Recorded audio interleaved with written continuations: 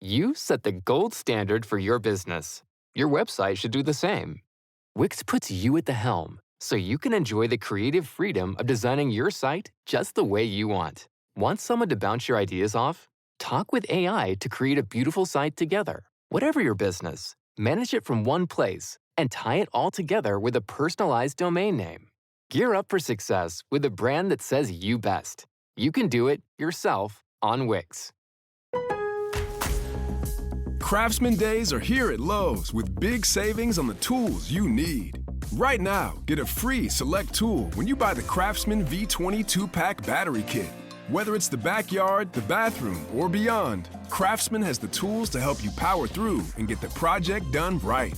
Because DIYing is unpredictable, but your tools shouldn't be. Shop Craftsman at Lowe's today. Valid through 6/18 while supplies last. Selection varies by location. This is VSiN By The Books on VSiN, the sports betting network.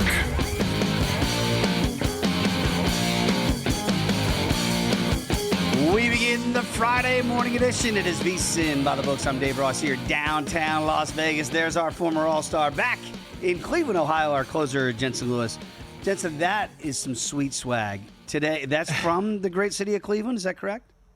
It's our so again, for when you host and you're part of the media contingent here in town, we got a cool giveaway here. This is the All-Star Fleece quarter zip for the 2019 All-Star game here at Progressive Field. So broke it out on primetime with Matty Humans last night, and it didn't bring me any winners yet, so hopefully it did today. So here's what I did. True baseball form, right? Been a rough 3 days. Okay, we're a transparent administration here. That's right. I feel like, Monday we continue the win streak.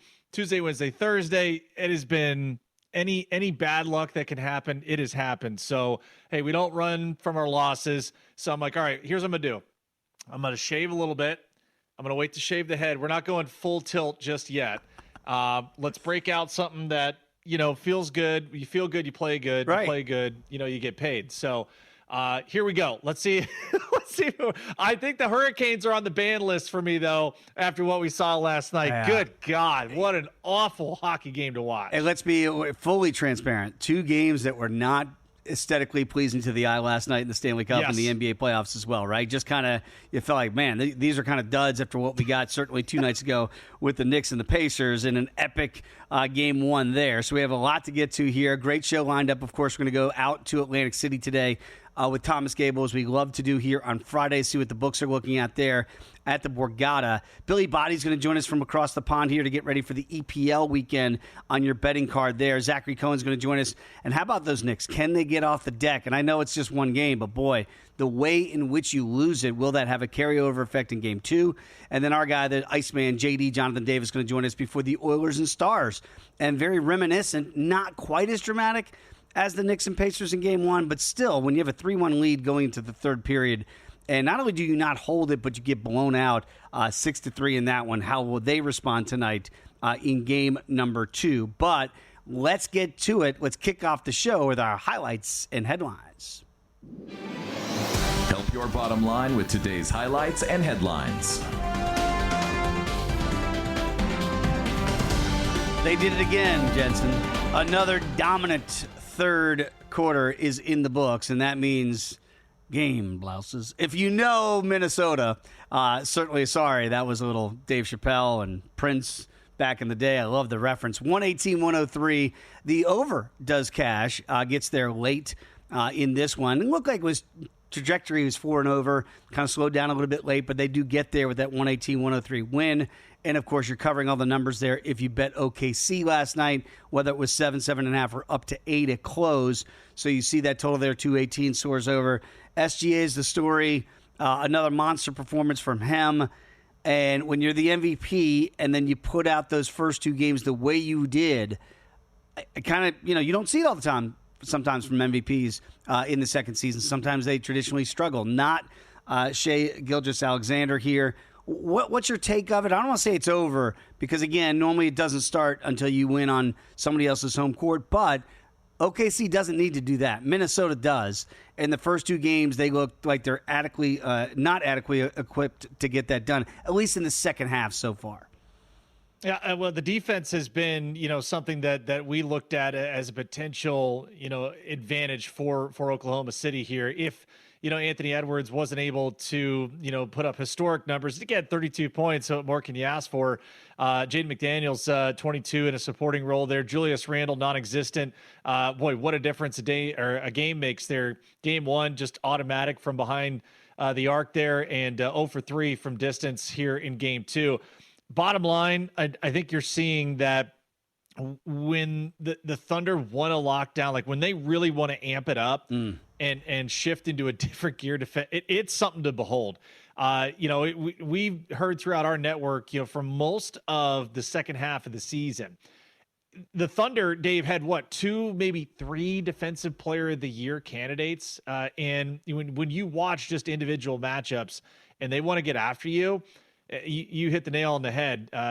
Rest in peace to anyone who tried to follow that team trailing at halftime trend, because it wasn't even close. No. And so another remarkable second half here from the Thunder. They go up 2-0. Yeah, 35-point third quarter really put the icing on this one.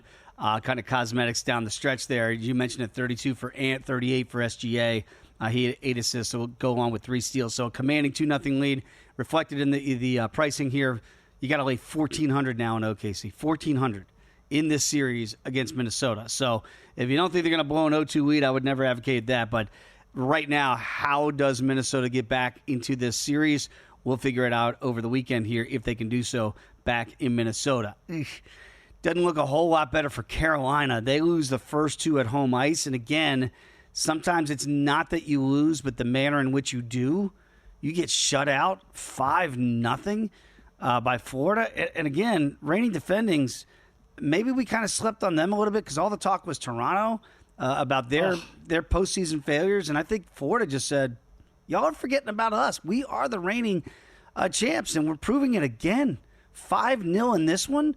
So they cover every line you want. You want puck line, got the reverse puck line, money line plus $1.14. The game does stay under because Carolina can't help that total at 5.5. But Jensen, it feels like here – we're showing you there are levels to this, and Carolina, historically, they just can't win in the Eastern Conference Finals. It is, and to think that, when you look through just from a shot perspective here, 17 shots again. I mean, Bobrovsky didn't even break his. Did he shower? Has he showered yet? I mean, this is a ridiculous no-show. I mean, there's no other way to get around it. I'm anxious, as you are, to hear what Jonathan Davis has to say about them at this point, because as I told you, I'm like, I was prepared to get hurt. I didn't know I was just going to get left not only with the check, but also with trying to find a ride home after what the Panthers just did again. I mean, back-to-back performances here where you felt after the first period, unless Bobrovsky just, pulls a groin or, something major happens to like Matthew Tkachuk or, even Sam Reinhart, like something catastrophic would have to happen for Carolina to get back in the game, not to win it, Dave, to get back in the game. And I think that's the most egregious part. If you're a Carolina backer, is you haven't even been close. You haven't even been in the fight. And that's probably the most frustrating part. Yeah, they don't look like right now they're even close, remotely close to being on par with the Panthers right now. By the way, we mentioned the Bobber before this series began. You could have got him close to 9-1 in the Conn Smythe. You can't any longer. He is now the second betting choice behind Mikko Rantanen right now is plus 350. The Bobber is plus 370. Connor McDavid is 5-1, and then Jake Ottinger is 9-1. Those are all the single digits right now to win the Conn Smythe. So again, it's a much shorter price. And you and I said, hey, if you liked Florida, you should probably look for Bobrovsky here. Remember, this is not just a Finals MVP. This is for the entirety of the postseason. So if Florida rides this out against Carolina, gets to the Finals and wins, I'd be surprised that it's not Sergei Bobrovsky that wins this award. Now, Connor McDavid at 5-1, you go, well, that feels like a playable price. Remember, I'm not saying it's. You got to think at least Edmonton gets to the Finals like they did a year ago. It's ironically against Florida. And Connor McDavid did win that award in a losing effort. So, Jensen, to me, is there still value in Bobrovsky, even though we advocated it when it was a much longer number, at this shorter price at plus 370? Yeah. I think you just kind of roll over at this point, if that's what you're thinking. Like, again, the number's probably too short for me. Yep. But I think at this point, your only actionable way to go about it is just a money line rollover, series rollover, because those Conn Smythe props now, and isn't it ironic? We go back and we look at, okay, if you're looking at the goaltenders, I mean, look where we are right now too, Dave, with Bob. As you mentioned, Ottinger 9-1, and Ottinger was what, 14-1 when we started, the Star Series. We'll see what happens here tonight for Game 2. Are we in this spot too, where we look back to Edmonton? I know we talked about it yesterday, but we said it earlier in the postseason. Do you look at the individual awards here? If you think the Oilers come back, is that the only way to go about it? To me, probably. Just knowing where these other numbers are, probably too low to jump on. Here's the amazing thing. The books aren't giving you any cookies on that. They're picking up what we're putting down, Jensen. Edmonton is 4-1 to win the Stanley Cup. Connor is 5-1 to win the Conn Smythe. Only $1 difference. That's it. Now, Bobrovsky, on the other hand, even though he's been dramatically shortened now with another shutout here in this 5-0 win, I mentioned he's plus 370. Florida is the clear betting favorite to repeat as champs at plus $1.15. So unless you think somebody else is going to be able to hop up into this conversation for Florida, there does feel like there's a little bit of value still left on Sergei at plus 370 versus the 115 number there.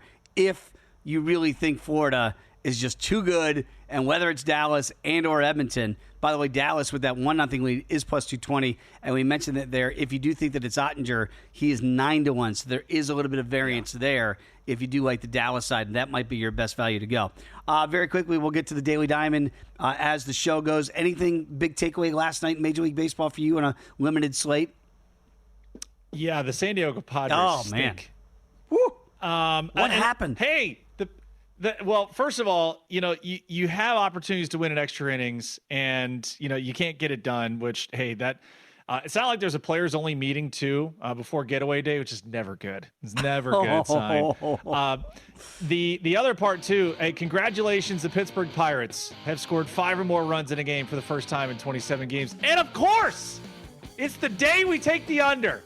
Okay, we're all done with the bad stuff. On to the wins. Here we go. That's what I'm talking about, Jensen. That's what we do. We Bob Seger this thing. We turn the page. When we come back, we got to talk about a dramatic contest here at Circa, and also we'll preview Game 2 of the Pacers and Knicks. That's next. Running a business can be exhausting. Building your website shouldn't be. With Wix, you can express your ideas, give direction, then leave the heavy lifting to AI. From site creation to branded content and images. Have fun with the details. Customize what you want the way you want, and manage your whole business from a centralized dashboard with expert AI tools. Build, scale, and enjoy the incredible results. You can do it all yourself on Wix. For more than 50 years, National University has been a military-friendly, yellow-ribbon school that understands the importance of honor and commitment. With 4- and 8-week classes available, year-round enrollment, and more than 190 programs to choose from. We help veterans just like you define the next chapter of their careers. Learn more at nu.edu. That's nu.edu.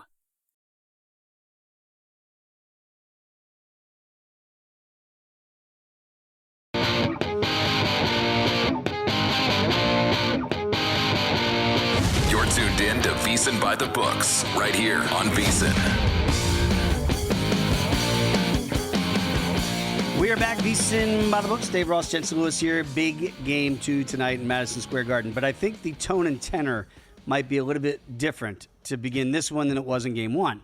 Something we talked about before, right? Like, if you lose Game 1, the energy shifts in places like Madison Square Garden. It's that nervous energy, right? It's not that confident energy we had beginning Game 1.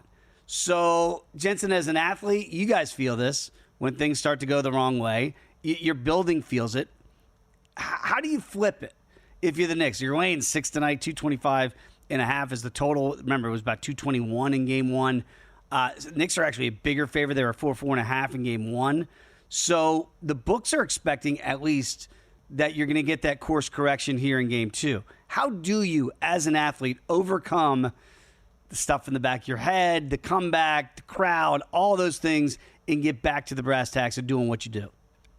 Yeah, I mean, the easy answer, is you carry over the shot making that you had early in game one. And to be fair, Indiana matched, shot for shot. Mm-hmm. So I don't think you can ask for more defensive because you don't want to overdo it so early in the first half that you don't have legs left. Remember, because that's part of the caveat here where you look at how Tibbs is going to run his starters 35, 36 plus minutes without breaking a sweat. Mm-hmm. And Rick Carlisle is going to have that 8, 9, 10-man rotation. He's going to have fresh legs a little bit more so later in this game. So I look for supporting cast. Okay. Brunson gave you what he should as your star. I'm targeting OG Anunoby tonight. I think he's got to be better on the glass. I think he's got to help facilitate a little bit. If he's up in the scoring, that's icing on the cake for me. But that OG would have to be a guy.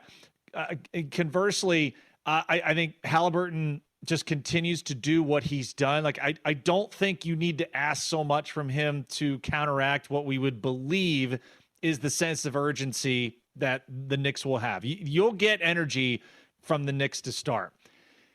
What I would be anxious to see is the body language of like a Karl Anthony Towns if Siakam and Miles Turner are hitting early. Like, oh, here we go again. Okay, now I really got to dig a little bit deeper. But I do lean the Knicks tonight. I want to wait a little bit more to the afternoon. The 6 feels high, but it might be right. It might be one of those things where, okay, the Pacers don't have the same shot making that they did in game one, which we kind of saw a little regression, in that second game 2 against the Cavaliers. But overall, Dave, supporting cast is where I'm focused tonight, and particularly OG Anunoby. I am hearing this a little bit more of like maybe not just the marketplace here and what we do, but just overall in general. People have underappreciated and or estimated who the Pacers actually are. Because you go back to last year in the Eastern Conference Finals against the Celtics when they got swept, they led in every fourth quarter of that game. Yeah. They couldn't close out one of those games, right? So now you fast forward to a year later, and are people just going, this is the style that they play, it does wear you out. And, again, maybe a little bit of youth last year, but now that's being realized here. Halliburton now emerging as a star in the league. I know that's debatable for some circles here, but when you're seeing what he's doing in the games, I don't know how you can't categorize him as a star and somebody you would trust down the stretch for Indiana in a close game. He just wants the ball. So I'm looking at this and I'm starting to go, man, if it gets tight again, we know where the nerves are going to go. They're going to go back to the Knicks. I'm not saying they're going to blow another 14-point lead or something ridiculous like that, but like Jensen, if this is another 6-7 point game late, I feel like Indiana's like, man, we've been there, done that in the Cavs series. We've already done it now in game 1. I know the Knicks had those 2 epic comebacks down 20 against the Celtics themselves, but now the shoe's on the other foot. I just wonder mentally how they would react in a similar situation down the stretch in game 2. I honestly feel like just from a betting perspective, you're looking more for maybe some angles on that supporting cast I mentioned, yep. But also I think also we got to be ready in that fourth quarter, and regardless of what the spread, whoever's behind, you almost want to just be ready to fire on a money line for one of those comebacks. Again, it can't hurt just knowing what Indiana has done all year in this postseason. So it behooves you to be, on your apps, ready to go and say, okay, if it's a double-digit one, if nothing else, take a spread and or sprinkle on a money line if it gets north of double digits. So I think we're in for a dandy. I really do. And I also want to see the panning of all the people courtside and all the dignitaries and Stephen A. I want to see him chomping, and being like, you know what I don't want to see though. I don't want to see the ISO camera on Stephen A. walking into the Garden. We don't need that. No. Is he playing? Like, is he suiting up for the Knicks tonight, Jensen? That's very interesting from a broadcaster perspective. But they'll all be there tonight. You're right. They're all going to be there, and it's going to be a show on Friday night at Madison Square Garden. And if they go down 0-2, oh boy, what was the line in Crimson Tide? If you're wrong, we're at war. God help us all. I mean, this will be, God help us all if the Knicks go down 0-2. That city is going to be in chaos. I don't think it'll be as bad north of the border for Edmonton if they lose tonight against the Stars. But obviously a massive Game 2 for them tonight down there in Dallas, Game 2 of the Stanley Cup Western Conference Finals. And, they felt like, man, Stuart Skinner's playing pretty well. It's 3-1 after 2. Things are looking up. And then to give up 5 unanswered, and the Stars come back and wallop them 6-3 in Game 1. So similar question, Jensen, but still a different feel, because I still feel like Edmonton feels like, sure, we'd love the split, of course, and plus $1.05 on the money line tells me everything I need to know, that the betting market at least does still very much respect Edmonton's chances of evening up this series. Conversely, Stars $1.17, puck line, look at that, almost 2-1 for the Stars if you want to lay it that they can win by 2 or more. What about this momentum? Does this carry over for the Stars tonight? Always remember what game number it is. Games 1, 2, and 3, we fade Stuart Skinner. That's what we do. Yep. Game 4, we don't fade the reincarnation of Dominic Hasek. No. So here's, and again, just if you're looking for a player prop standpoint, I'm looking towards the Edmonton side. Ryan Nugent-Hopkins, the guy that I would target. Of course, Connor McDavid. We've been saying this ad nauseum, right? At some point, Connor McDavid has to have one of those signature games. Maybe it's not tonight. Maybe it is when they go back north of the border. You get on home ice. You feel good about where your game's at. Of course, it goes without saying, Mikko Rantanen on the Star side. Matt Duchene might be a guy you look at. Wyatt Johnson. Some of the big names that continue to be forces for Dallas. That's where kind of your bread is buttered, right? And parlay that along with our psyche of Stuart Skinner still cannot figure it out early in a series. My leans are unchanged here, Dave. No official plays just yet, but I would still look at Stars money line. If you're feeling adventurous here, you can jump on the puck line, but everything is still pointing to me that Dallas on home ice is still the play tonight.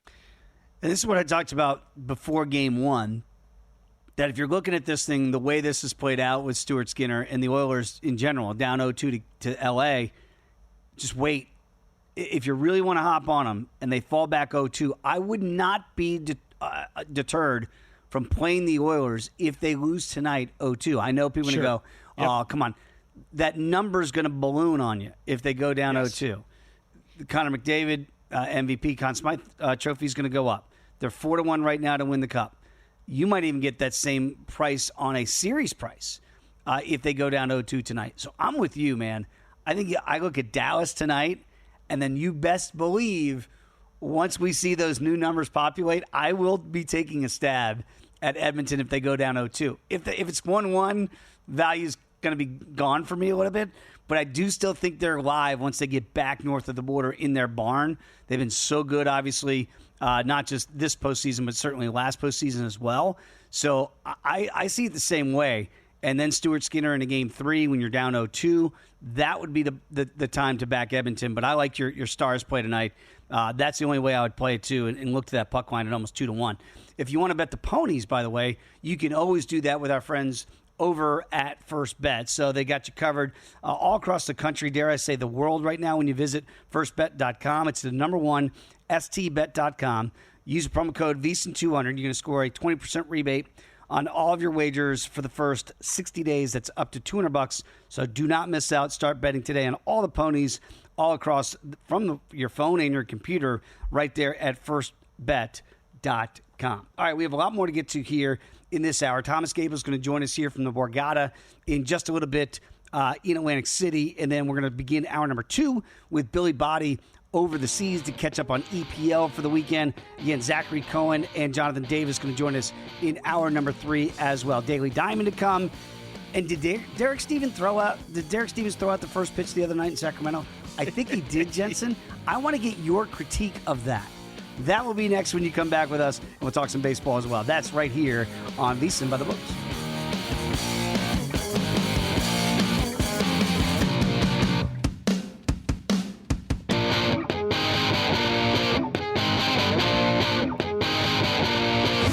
tuned in to VSiN By The Books, right here on VSiN. We continue VSiN By The Books. Dave Ross, Jensen Lewis here. The Scotty Scheffler Invitation is continuing down at the Charles Schwab this week in Scotty's backyard. That's why he said he's going to play it. I actually give him a lot of kudos for that, Jensen. You just win your third major, 4 days ago at the PGA Championship. You get the Wanamaker to go with your 2 green jackets, and you don't dip out. All the other guys dip out on that stuff and say, you know what, I'm taking a week. I'm going to go party, do whatever I want to do. Nope, he shows up 3 days later, and I'm thinking, all right, well, there's going to be a little bit of fatigue, Jensen, for his first hole. First hole of the day, Scotty Scheffler, he putts it in from off the green for eagle. He's 2 under after 1. Then he backs that up with a birdie on his second hole. He was 3 under par after his first 2 holes of the tournament. I look at the live betting line at this point, Jensen. He was even money to win the tournament after 2 holes of play. It's insane. Yes. The numbers are insane. Now, look, that's where he ended up, ironically, 3 under par. John Pock had a great round. Who's John Pock? I was not familiar with his talents before yesterday. 7 under par as the rabbit out there, the chase setter, to go get it. By the way, if you want to get on the first round leader, he's now 42-1 to win this tournament. That's not where my money would be. Scotty is back to about plus 280, which is close to where he was pre-tournament here, Jensen. And look, it was kind of indifferent the rest of the round, but at 3 under par here, if you're Scotty Scheffler, is there any value in that? I walk in the big board here behind me at Circa, and it says, will Scotty Scheffler win the Charles Schwab? They'll give you $275 here, $260 at DraftKings. I still don't want to put it there, and I just wonder at the end of the weekend, I'm going, man, I should have grabbed the plus money while I had the chance, because, again, even money after 2 holes. Does anything north of like plus 411 work for you on Scotty to win it outright? And the reason I ask you that is because you and I had kind of talked yesterday. If you're going to do it, you got to kind of parlay them. Like, so if you thought the Thunder was going to win yesterday, Thunder money line, yes, Scotty Scheffler to win. You can do the same if you think, excuse me, if you think the Knicks, even up the series tonight, that gets you plus 411 if you want to parlay Scotty live to win. So just food for thought. If you want to go a little bit more advantageous, you think the Thunder go up 3-0 and the Knicks even it up, that gets you to plus 726 on DraftKings. So a couple of ways to build it. But yeah, right now, here's what I would look at and just, maybe some live ads to a couple of markets. So Ben Griffin, Ryan Gerard, 18-1, 28-1. Respectively, were ones that I looked at. Griffin at 5 under right now. Yeah. Game is pretty, friendly there for Colonial. Hideki, for whatever reason, you get him north of 30-1. Long shot, I get it, but of course, history, ball striking, always intriguing. So 40-1. I like that. JT Poston was a guy that I looked at for the top 5 and top 10 markets, still at plus money. Might be better value than Scotty at the moment, just knowing, where he's at 6 under, entering the round today, already in the top 10. So plus 105 on the top 10 market, plus 220 top 5. That was one that stuck out to me as well. I love those calls. And by the way, Scotty at 2 under par is 5 off that lead here that was set by Pac yesterday. Now, the other betting choices here, just in the outright markets too. There is Tommy Fleetwood. We talked about him yesterday. He's kind of that no-fly zone for us. A solid day, 3 under par, right? Right there with Akshay Bhatia, another guy we like to look at because we know how talented a guy like Bhatia is. Tommy is 16-1 to get this done. I'm not going there. I can't get you to bite in the Englishman. We need discipline. Yes, yes, we've been there before. If he beats us at the Charles Schwab, he beats us at the Charles Schwab. Congratulations, tip of the cap. And all I want is to hear his kid do the post round interview. That's all I want to hear. Would you? Okay. And if you're in that same idea with Fleetwood, there's a guy, couple shots back. I'll throw this back at you if you're looking for a value pick. Brian Harman interest you whatsoever? Well, at least from a top 5, 4-1. He's playing better golf, right? Obviously, former Open champion from not that long ago. and you kind of go, where's his game gone a little bit? This golf course, to your point, Jensen, really does suit him because it's not a bomber's course, right? We talk about where you have to have length at the PGA, certainly at Augusta and other places like that. This is a perfect type venue for him because it's not a driver course, so he's a good iron player. I do look, this should be, and look, Scotty's one of the longer guys out there. Every golf course is suited to him. But this is an opportunity for some of the little knockers out there to get this done. So I don't mind your Harmon play there. There's another guy at 2 under par I want to bring up briefly. He's at 250 to 1 to still win this event. He's tied right now with Scotty Scheffler. Michael Block. Who's Michael Block, you say? Oh, he's a PGA Tour professional. And for some reason, Michael Block drives people on social media crazy.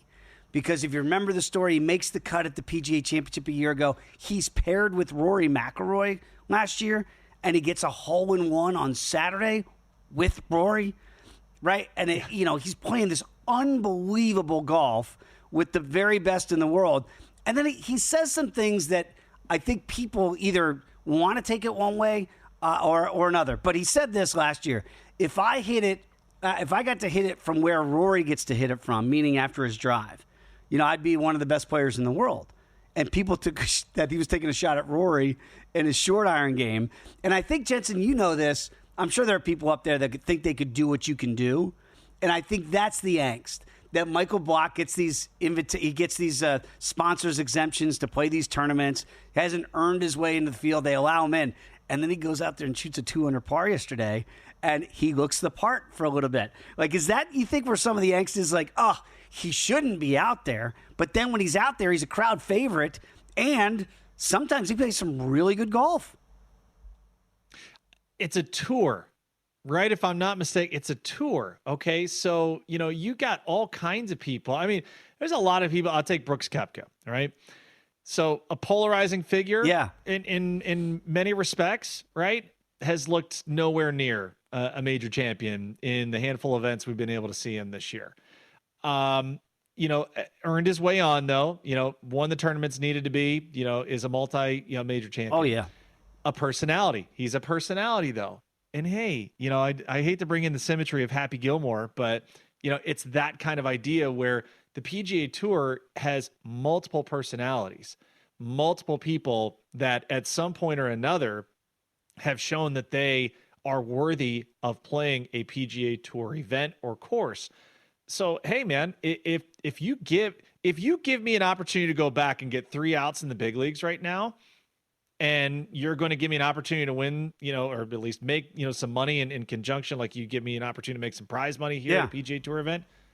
Well, hell yeah, I got to try. Yeah. I've done it before. I got to try. So I don't blame him. I'm not go mad out there and do it. Yeah. And I didn't take anything away, to answer your question. I didn't take anything away as far as him taking a shot at Scotty. If you and I got to hit from where, or taking a shot at Rory, we would be amazing. Yeah. We'd at least have so many more opportunities to be under par than we do currently. I think it was a compliment to Rory, how far he hits it. Yes. Right? He just hits it so much further than a guy like Michael Block. Speaking of doing things that pros do, how about Derek Stevens? Of course, right here at Circle. We're going to talk about the contest guarantee. This is 2 nights ago at Sacramento where he threw at the first pitch for the Angels in A's game. And I want, as a reliever, can Derek Stevens do the Michael Block of golf and maybe go get you an out? Take a look at Derek's first pitch the other night from Sacramento. And Jensen, what I want you to really note is from the rubber, the end of that thing, it had a little zip on it, didn't it? Buddy, it gave me flashbacks to arguably, and I think you would agree with me, arguably the greatest first pitch of all time after 9/11. Our great president, George W. Bush, right? Perfect strike, gave the thumbs up before he did it, went from the mound, and still the story afterwards is when Derek Jeter and he were in the tunnel, and George W. Bush, President Bush, asked him, he goes, any advice? And he goes, you better not bounce it, because they'll boo you here at Yankee Stadium. So, mile high salute, Derek. Well done. Was that? Perfect arc, had great rhythm, great tempo. Release point was fantastic. Didn't chicken wing it. Full release. Well done, man. Seasoned veteran. So that's a 10 out of 10 in my book. Was that a 4-seamer or a 2-seamer? I couldn't tell if I don't think it mattered. Little Henry Rowengartner throw the floater, didn't have to do that. Just put enough air under it. That's well done. Saw a little life in the end of that fastball there, Derek. Very impressive there. So maybe you can be the Michael Block of baseball and go out there and play with the big boys. You want to play with the big boys in betting, you should check out Sharp Plays at sharpplays.com. They're not going to chase the market. They're going to help move it for you. So, again, you don't want to try to outmuscle those billion-dollar sports books or full-time professional bettors on your own. Sharp Play is going to help you do that. They're going to be powered by cutting-edge AI, trusted insider sources. Sharp Play is going to deliver the edge that serious bettors rely on. You're going to get free betting reports, real-time alerts, market-moving insights, all delivered right to you via email and or X. This isn't some overnight startup here. They've been around since 2011. They got receipts, public logs, results right there on the site to back it up. That's why they are respected, watched, and feared. That's the Sharp Plays. Check them out now at sharpplays.com. We're going to the Borgata with Thomas Gable next here at VSiN By The Books.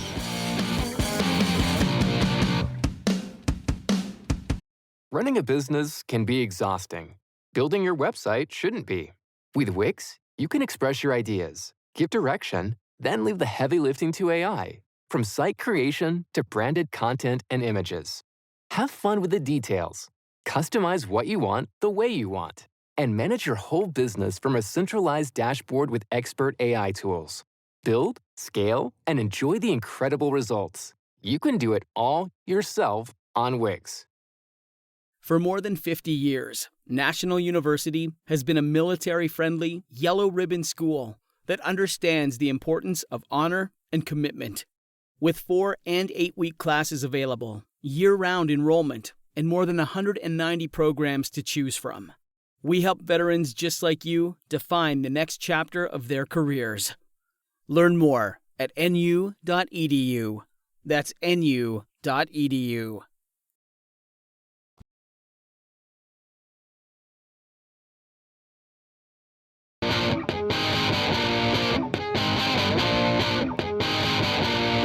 You're tuned in to VSiN By The Books, right here on VSiN.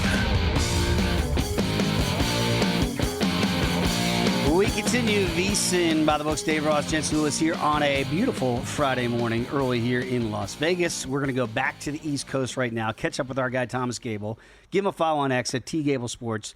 And, of course, does a great job at the race and sportsbook director there in Atlantic City. Thomas, happy Friday to you, my friend. Obviously, the whole world will be watching, at least the sports world, it feels like, we'll be watching the Knicks and Pacers game 2 tonight. And I mentioned it here with Jensen off the top of the show. I feel like the energy might be different tonight in the Garden than it was at game 1 to begin. A little bit different vibe there. You know this being in that area. All the pressure has to be on the Knicks, right? Do you really want to be laying 6 with the Knicks tonight? Yeah, I mean, we're at 6.5. So it's, but again, we're going to take Nick money. We're going to take Nick money here. But yeah, to your point, the energy level, I think certainly will be different. It's going to be, there's going to be some nerves. And listen, that game 1, I mean, the pace that they played at, the shot making, and both teams were shooting at a high percentage. I was a little surprised that the Knicks were willing to continue to play at that tempo that the Pacers set. I thought the Knicks would try to control the tempo a little bit, and certainly Brunson can do that. He's more than capable of it. But they seem satisfied to want to just, get up and down the floor, and obviously the total there in game 1, I think we closed 222.5 around there. Easy over. Obviously, that was never in doubt. So the total you've seen bumped up here, 225.5 now for game 2 tonight. But I think the Knicks obviously cannot go down 0-2 heading to Pacerland. So huge game tonight, and here we're going to need the Pacers. There's no doubt. I think for me.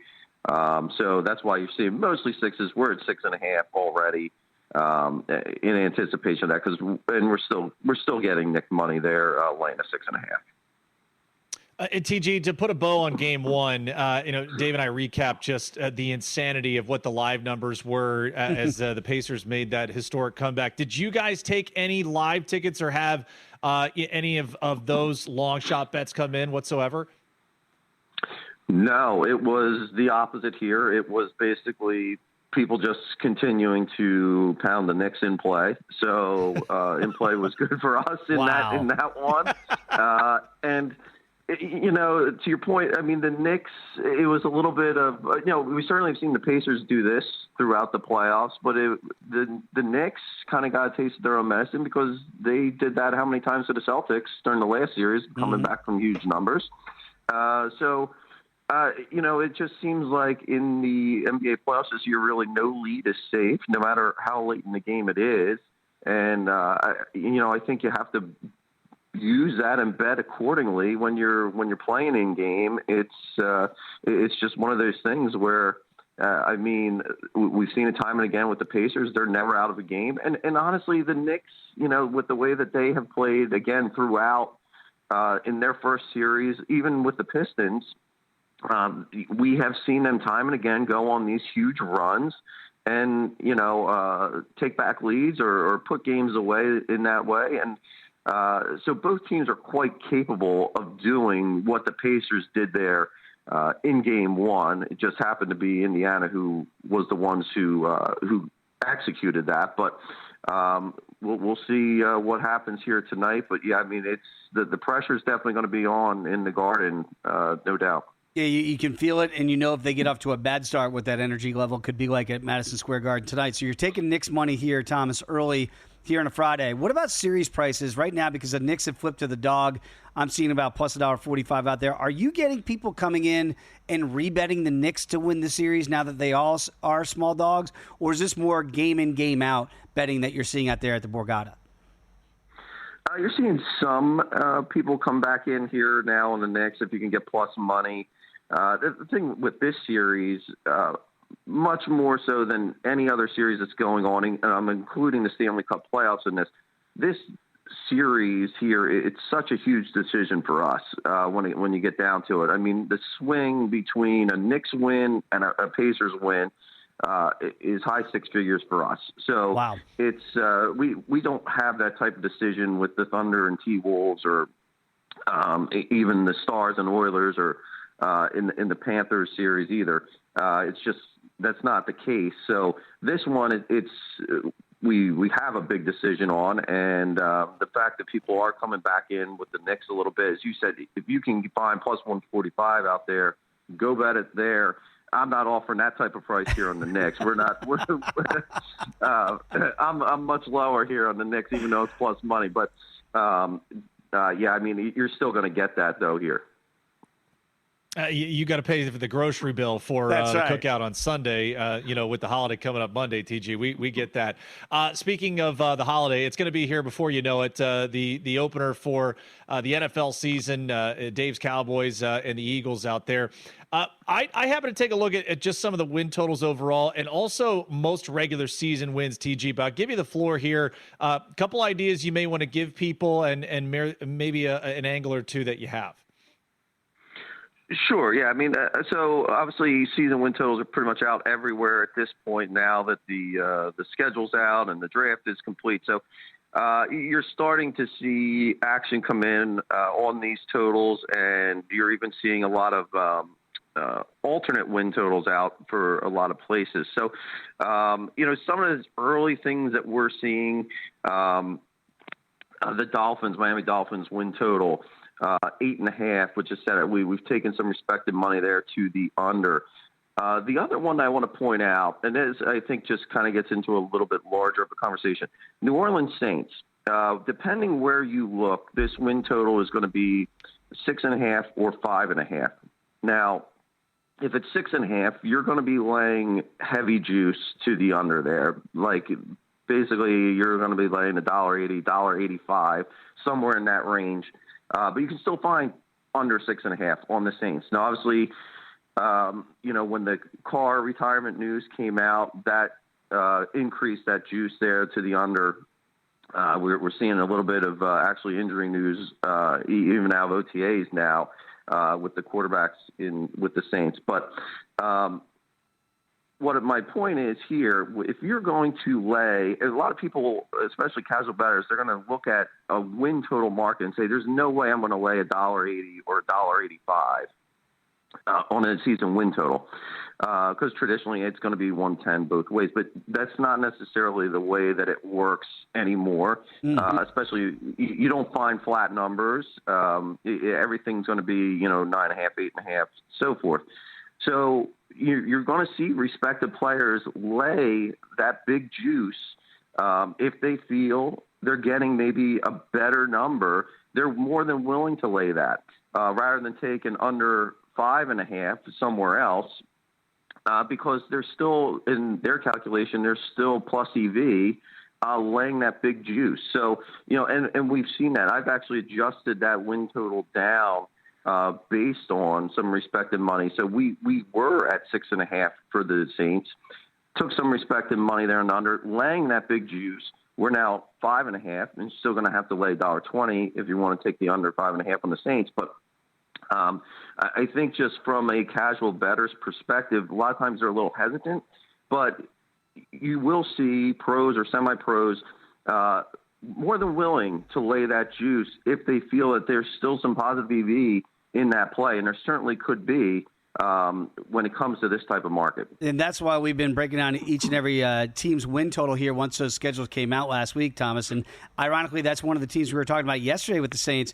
And I'm sure your antenna goes up when you see those big bets coming in on a team like the Saints that you would not think is going to take a lot of money at this juncture. Very quickly, Jensen alluded to it, that first game on Thursday, September 4th. What type of numbers are you seeing right now? I'm still seeing sevens out there for the Eagles. Are you taking a lot of Eagle money here months away? Yeah, still 7, and the money's starting to come in. A lot of people don't want to invest this far out, but you're getting some drips and drabs coming in here on that game. We have seen some Cowboy bets, Dave. Don't worry, it hasn't been all Eagle money here. So I'm sure that's going to change as we get closer to September. But for right now, we have seen a little bit of early Cowboy money come in on that game. There we go, Thomas. That's all we're asking for. A little respected money out there in Atlantic City on the Cowboys, not just the Eagles. TG, we appreciate it every Friday, my friend. Have a great weekend. All right. Thank you, guys. Happy Memorial Day weekend to you. Absolutely. Same to you. And again, if you're out there at the Borgata, go say hi to Thomas Gable. And maybe look at those futures boards because they're up there already and people are starting to bet those. When we come back, Billy Body is going to join us to begin hour number 2 from across the big pond, talking some soccer. That is next year at VSiN By The Books.